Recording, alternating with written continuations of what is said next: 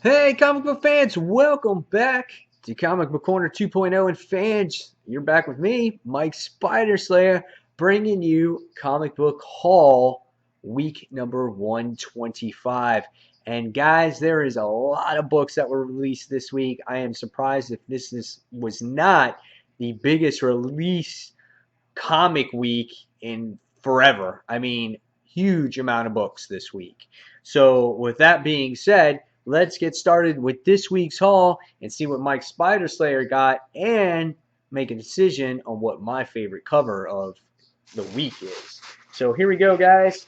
Here's the bag, and we open it up, and here it comes, the onslaught of books. There's your stack right here. I mean, look at that in itself. All right, so the first thing we're going to start off with is probably one of the most anticipated books of the week. And we've been waiting for this for a very long time. And this is Superman issue number 32. That's right, fans.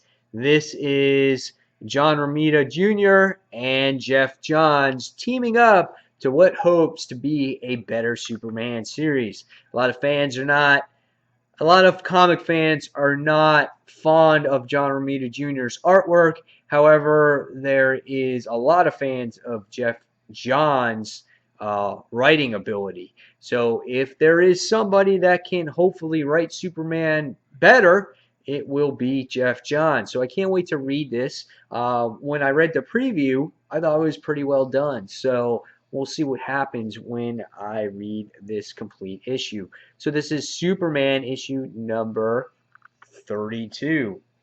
All right. Oh, I didn't even notice this. If you guys flip the cover like this is what you get. So that's pretty cool. I like that. It's a good idea. So, all right, moving forward now. We go on to a Zenescope release, and this is Grim Fairy Tales, issue number 5, Wonderland Clash of the Queens. This is a miniseries. This is the last issue of the miniseries. The Trickster's the main character here that's been pitting the queens against each other for the fight of the Ebony Blade and the Wonderland Realm. Awesome cover. Love the two queens here. You have the Queen of Diamonds and the Queen of Clubs on the front cover. I love the facial expressions. The artwork is beautiful. Very enjoyable artwork. And so, but the story has been successful. Troy Brownfield writes it, and I really enjoyed this story. It has twists and turns everywhere, a lot of backstabbing, and yeah, I can't wait to read this one. So this is Wonderland Clash of Queens, issue number 5. Okay, so moving forward, we have another DC title this week, and this was New 52's Future End, issue number 8. Last issue, I thought I saw some improvement in this series. We got to see some progression with Frankenstein, going after what happened to Stormwatch. They had to go through this Phantom Zone, and then you get the other little side stories that were involved in the particular series at this point in time. Right now, we have a different character on here. Not sure who this exactly is. And we have this island here you can see, and all these birds flying around. So where the series goes, you kind of can never tell because there's so many different subplots going on. However, looking forward to reading it, and this is Future's End, issue number 8. Okay, so next we have another Zenescope book, and this time it's the Wonderland ongoing series. This is issue number 24. Last week we had a one-shot from the Wonderland series, and again it was tied in kind of like this mini-series where you had the Trickster involved, and we had Callie being manipulated by the Dark Queen to rule Wonderland. And if she doesn't, something's going to happen to her daughter Violet. Very interesting story. Really enjoy it. Looks like this story arc might come to a conclusion here, or it ends at issue 25 because that is their anniversary issue or a milestone issue. So this is Wonderland issue number 24. Okay, next we have The Amazing Spider-Man issue number 3. I really like this cover because it just got Spidey here on the cover, and then it's got Black Cat all pissed off, ripping through what would be the cover to show her face. I love Black Cat in the Spider-Man series. She has a bone to pick with Mr. Peter Parker, not realizing that he was Octopus at the time when he jacked her in the face, and now she wants some revenge because he sent her to jail. Looking forward to this particular issue. It's going to be really exciting to read, and this is the Amazing Spider-Man issue number 3. Still happy to see the series back. All right, so next, I found out this week that this series is ending at issue number 10, and this is Avengers Undercover, issue number 6. Really nice cover here. You have Deathlocket on the cover, and it looks like you got Captain America in her sights. And I'm kind of disappointed that this series is ending. It just seems like the plot's really getting underway now. You got the kids, choosing sides of where they want to be, either villain or hero. And as far as I know, one is going to become a super villain in the near future by the time this series is all wrapped up and over with. It is over at issue 10. I am disappointed with it. However, I'm not going to drop it. I'm going to see its way through. And this is Avengers Undercover, issue number 6. All right, next we have the second to last issue of Batman Zero Year. This is issue number 32. Nice cover here. Pretty simplistic, not much to it.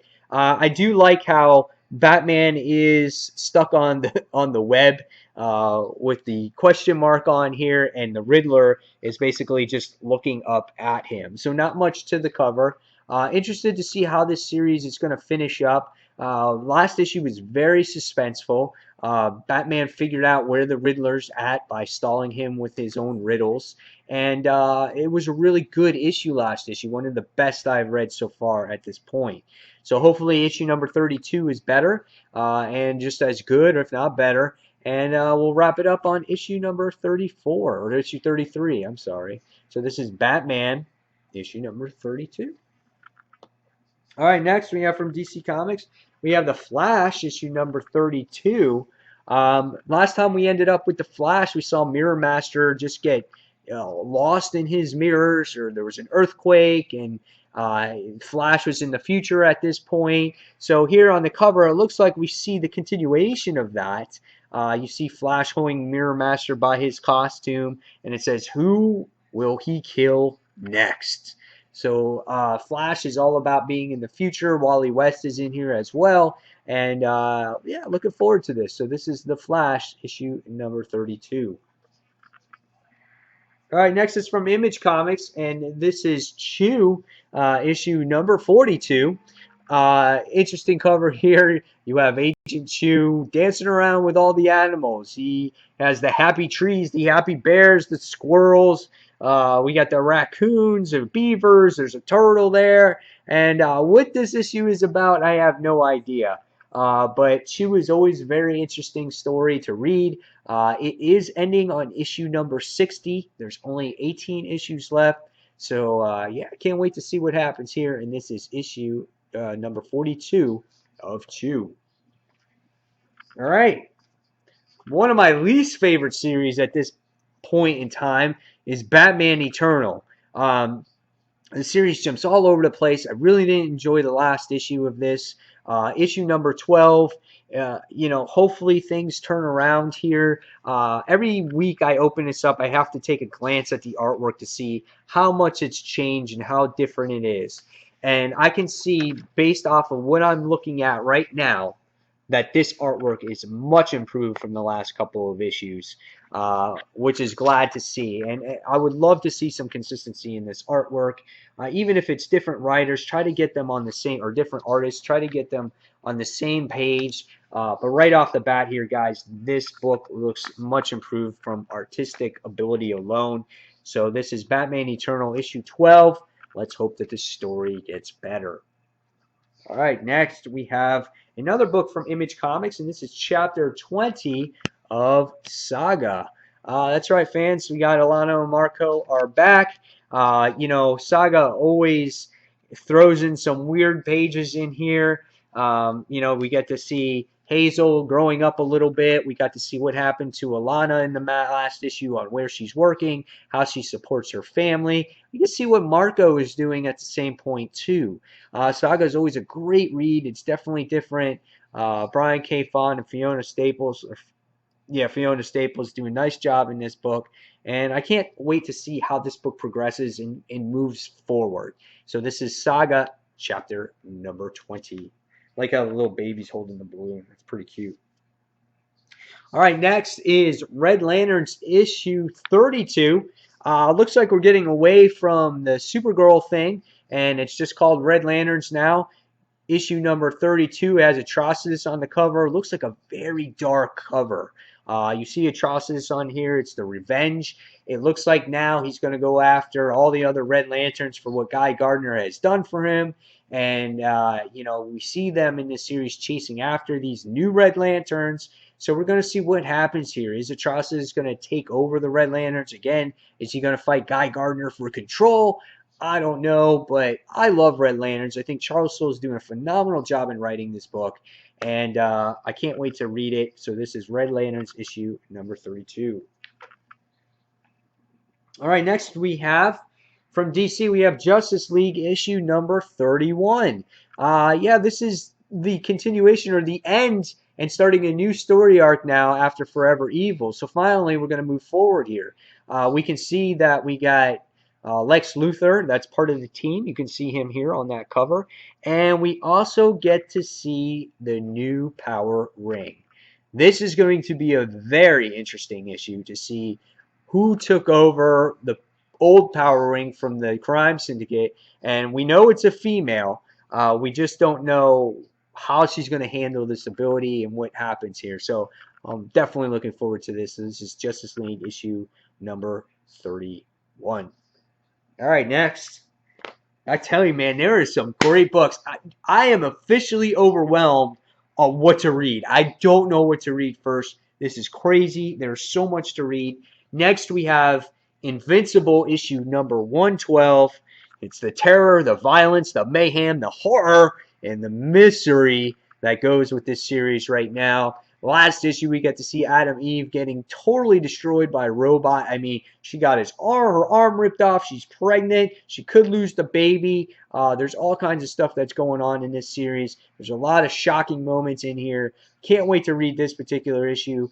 And this is Invincible issue 112, written by Robert Kirkman, and the artwork done by Ryan. Is it Ryan Ollie? Yeah, Ryan Ollie. So great stuff there. All right, next, another book from DC this week. And this is the surprising book. It's Sinestro issue number 3. This series has been really solid so far. We get to see what happened, what Sinestro's plans are to making a new home planet for himself, to getting rid of the Guardian, or for his core members that seem like they may betray him in the future, and trying to bring back again his people from his world. So this series has been surprisingly good. One of the better Lantern books that are out right now. I'm actually not reading the Green Lantern books, any of them, except for Red Lanterns and Sinestro. And so we'll see what happens here, but this is Sinestro issue number 3. All right, moving forward, we have Guardians of the Galaxy issue number 16. The one thing that's been troubling me with this book is that there hasn't been like real strong storylines, real major enemies. Nothing really going for. There's always events that interrupt this series. Like we had the whole Age of Ultron thing where Angela made her appearance. We had the whole Trial of Jean Grey, which interrupted the Guardians of the Galaxy, and we see the Guardians going after Star-Lord's father here and there, but nothing really concrete, solid that drives this series forward. However, this issue looks like it has lots of action. It looks like that Star-Lord might confront his father, and we'll see what happens here. So this is Guardians of the Galaxy issue number 16. Okay. Next, we have from Marvel is Original Sin, Fantastic Four, issue number 6. Like the cover here, it's got Ben Grimm, it's got Johnny Storm, but it looks like Johnny Storm's dead, and Ben Grimm is crying. and they're all in these flames, and the buildings and all kinds of things is blowing up. What's going to be the original sin here for Fantastic Four? Who knows? But hopefully it is a good tie-in, and we'll see what happens here. And this is Fantastic Four, issue number 6. All right. Next, we have Original Sin Hulk versus Iron Man, issue number 1. Yeah, I don't know what to expect out of this here. We have Iron Man, we have Hulk. It looks like they're going to do battle against each other. Has that classic feel to it with the old mask, the old Hulk, big gamma explosion, I guess, in the background. But, you know, these things are piquing my interest. We're going to see if this is worthwhile continuing after I read number 1. And, yeah, looking forward to it. So this is Hulk versus Iron Man, issue number 1. All right. Next from Marvel, I'm giving this one a try. Don't know if I'm going to pick it up going forward. We'll see how this happens. This is Savage Hulk, issue number 1. Don't know what to expect out of this series. It looks like it's flashing back from old stories or something like that that's going on. Not sure. The artwork is pretty good in here. When you open it up, you get a 2-page spread like this. Again, I don't know what to expect. You got the old X-Men in here, so hopefully it's solid enough. Maybe I'll keep picking it up. It is $3.99, kind of pricey. We'll see what happens. All right, and last but not least, probably one of the more highly anticipated independent books out there this week, and that is issue 1 of Outcast, written by Robert Kirkman. It says, "A darkness surrounds him." So, yeah, really interesting here. Just got this dude that's holding his head. He's all bloody. When you open up the artwork, it looks very dark. It's got this evil-looking, sadistic character on here. The artwork is kind of dark, and you know, the colors are kind of dim. So this just looks like kind of a dark book. But very interested in reading this particular issue and seeing what this is about. Robert Kirkman is a pretty good writer. I have no complaints about his writing whatsoever. He writes Invincible. He writes, you know, The Walking Dead, obviously, and those are pretty solid titles. So hopefully Outcast is another good book. And yeah, I'm looking forward to reading it. So, out of all these books this week, what is Mike Spider Slayer's top cover of the week? And after looking at these, I got to sit here and think of maybe one or two. So, I want to say Spider-Man is one of my favorites, and probably Wonderland Clash of Queens. Those are my two favorite covers, and I gotta go. Oh, it's so hard. I don't know what to pick. They're really good. I gotta go with this one right here. I'm a sucker for the Zenescope books. I just love the detail that goes into the girls that are drawn in this book. I really love the facial expressions in here. Even they just look pissed off and evil, and they look like they're going to kick some serious ass. So yeah, I enjoy the cover here. And again, I can't wait to read this particular book. And now my second favorite cover is the Amazing Spider-Man book. So, all right, guys. Well, there you have it. There's the haul for the week. Sorry it's a little lengthy this week, but it's about 20 comics altogether. So, again, really interested in reading these books. If you want to vote on the countdown for your favorite thumbnail of the week, which you want to pick, this week is going to be a female. It could be hero or villain. Just let me know in the comments below. So guys, as always, thank you for watching Comic Book Corner 2.0. Look for the release of my own comic book that I'm writing this coming Wednesday, Realm of Dreams, issue number 1. Okay, guys, look for that this particular Wednesday. I'll give you a link on it below when it's released, and I want to hear your guys' feedback on it. So, guys, as always, thank you for watching Comic Book Corner 2.0, and until the next comic book review, this is Mike Spider Slayer signing off. I'll see you guys real soon. Bye.